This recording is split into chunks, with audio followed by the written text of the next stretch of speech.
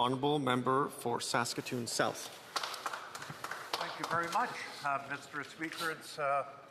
I look forward to this debate all day in the House of Commons. The bill C-14, an act to amend the Criminal Code, the Youth Criminal Justice Act, along with the National Defence Act.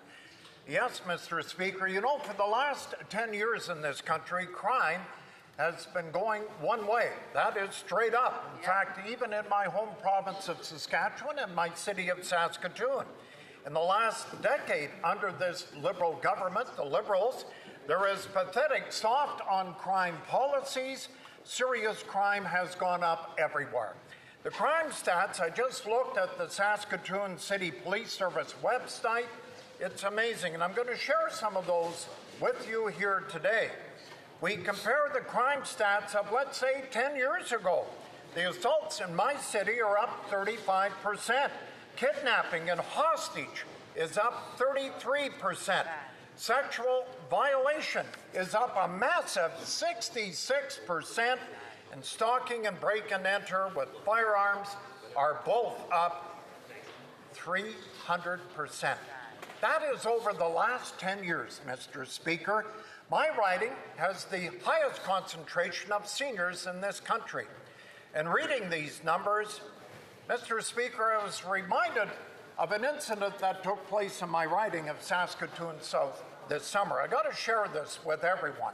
A 75-year-old senior woman was taking her dog for a walk, as she normally does every day, and out they go in the morning. Well, they were walking by one of these beautiful community gardens that we have in the riding, and as she was walking by, she noticed someone in the garden moving around from plot to plot, and then the senior asked this lady, had she actually had a plot in this garden, or what are you doing? And if you don't have a plot, please leave, for those that have spent hours with their garden. Well, this was all that it took for a 27-year-old to attack this senior who was 75-year-old with her dog. The victim was grabbed by the hair, thrown to the ground, and then attacked, believe it or not, with a gardening tool. We are grateful that it did not end as badly as it could have, but the victim lost a chunk of hair, no broken bones, I might say, but just the trauma over walking your dog at 75 and then getting into an incident with a 27-year-old.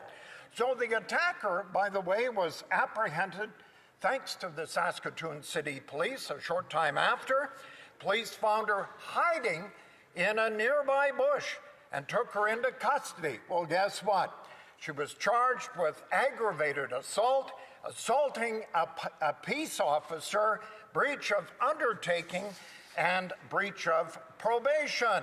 Police say the woman punched a female special constable in the face while she was being booked into custody. So no one's surprised.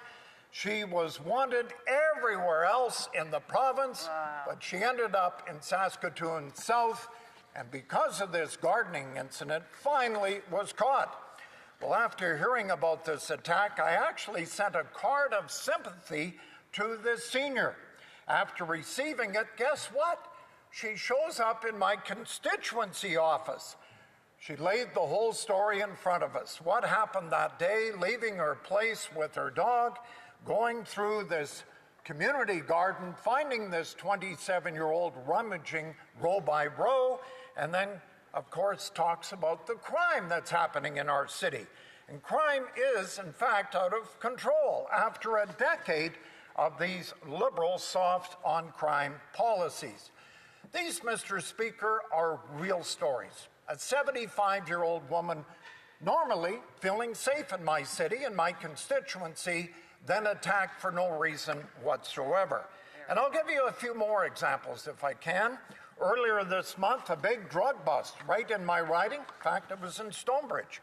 And according to Saskatoon City Police Service, on November the 6th, police seized over $22,000 in cash, 750 grams of fentanyl, over a half kilogram of meth, 362 grams of cocaine, multiple mobile phones, and assorted paraphernalia constant with the drug industry.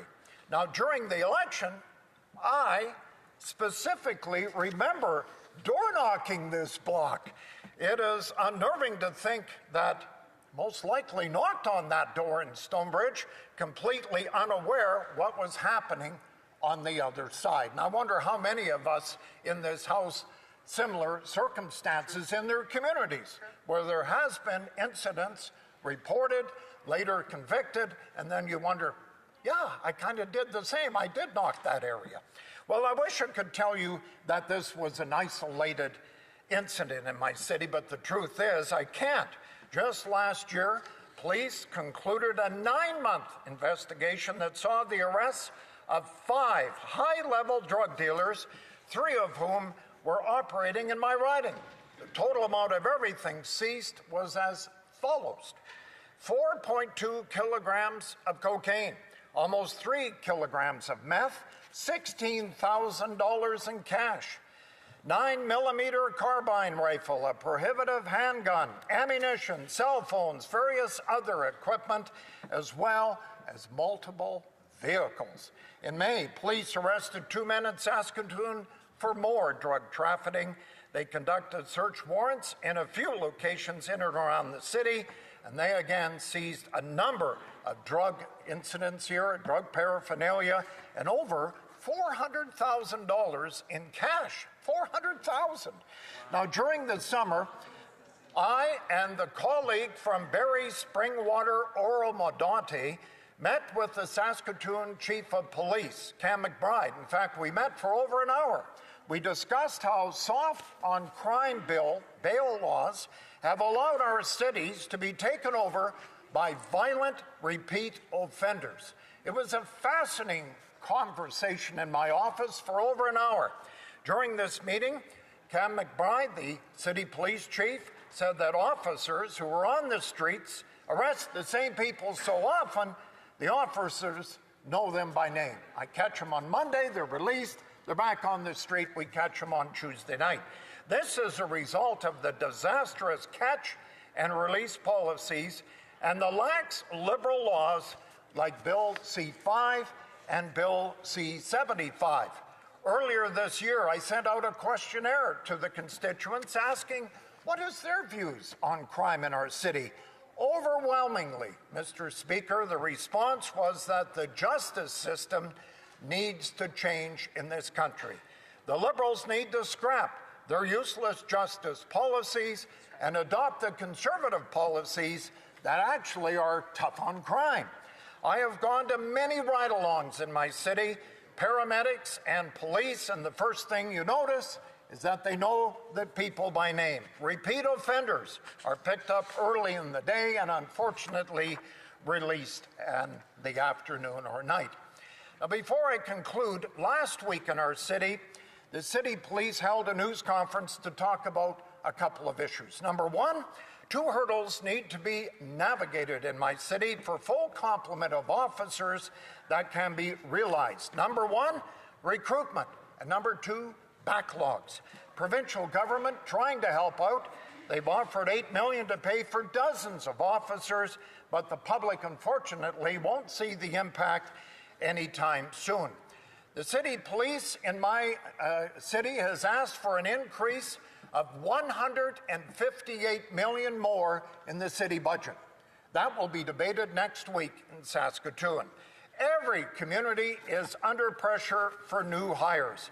It's a growing challenge with fewer people today interested in a career of policing. And it's disappointing. I look at the RCMP in our province. We have some major incidents, unfortunately, in our province over the last number of years.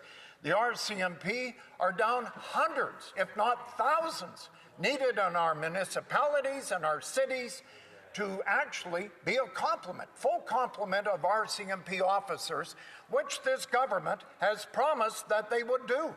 Well short. I think in Saskatchewan right now, which is the home of the depot in Regina, we are over 100 RCMP officers short in our communities.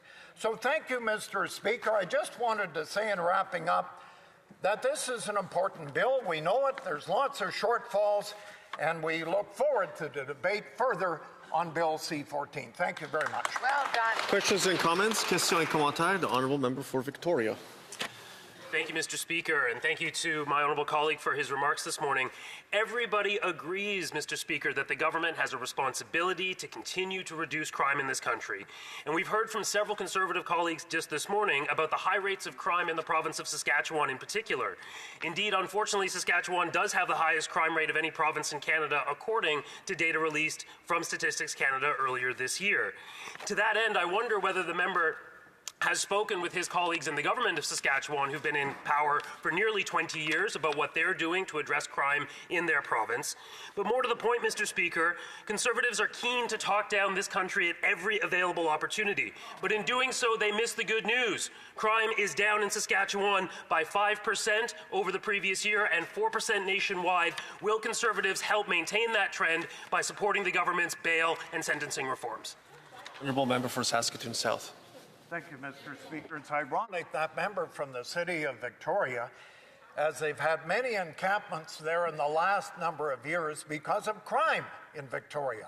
Many people from Saskatchewan not traveling, as you notice, to the United States of America these days for one reason or another. We'd like to be a host in BC, but the crime in his city of Victoria is as bad as anywhere else in the country.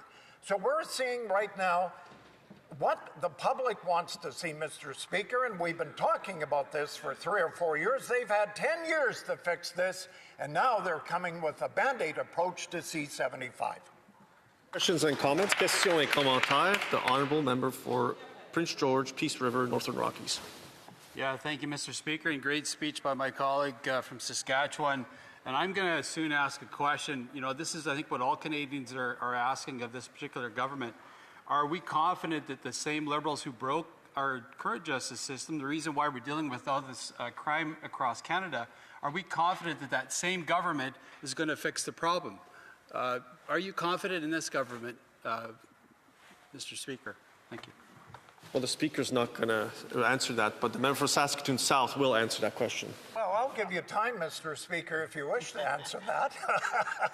No, of course we're not. I mean, look at this in the last 10 years has been a disaster. They have finally woken up and realized C5 and 75 were a joke. We on this side of the House have been talking about it for years. We need tougher action and bail and release. We need to get criminals behind bars. I can tell you, in your home city, Mr. Speaker, of Calgary, 75 people are charging the most in downtown Calgary of the assaults and what is going on in the city. So a small number of people in Calgary causing the biggest headache for the police service in your city. Good. Questions and comments? Questions et commentaires. L'honorable député de... The honourable member for Jonquière. Thank you, Mr. Speaker. I will caution my colleague the same way as I did to his colleague. This is a serious question, but we also must be careful not to undermine the public's trust in our institutions. I get the sense that that's what Conservatives have been doing this morning with all of their examples. They're trying to stir up discontent by talking about, cases where criminals are running around loose and they're saying that the system doesn't work. I find it surprising that just this morning the leader of the official opposition said that there needs to be an emergency debate on Liberal extortion, as though the Liberal Party were responsible for extortion. I would ask my Conservative colleague to bring the debate back to there needs to be time for the member for Saskatoon South to respond. Much, and thank you for the member from Jonquière. I'll tell you, the problem right now is soft on crime. It's just wicked in this country, and I give credit to my leader, who went coast to coast hearing from individuals in this country about extortion, and that's why we wanted the emergency debate. The incidents are happening in your home city of Calgary, in Edmonton, in Vernon, in Surrey, in Ontario. 330% increase in extortion, and nobody in this House, other than our leader and our Conservative Party of Canada, are talking about it.